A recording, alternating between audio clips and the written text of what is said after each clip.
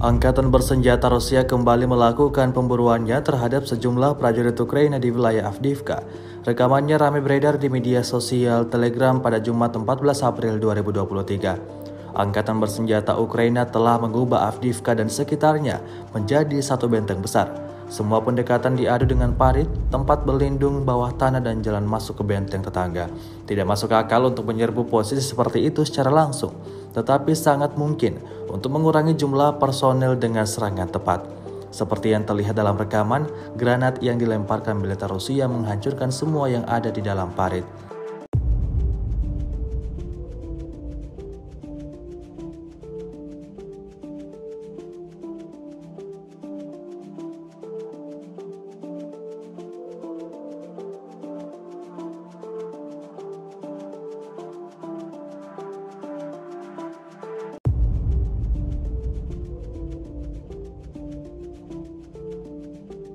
Rusia melaporkan secara total 407 pesawat Ukraina dan 228 helikopter, 3.747 kendaraan udara tak berawak, 415 sistem rudal anti pesawat dieliminir sejak awal operasi khusus.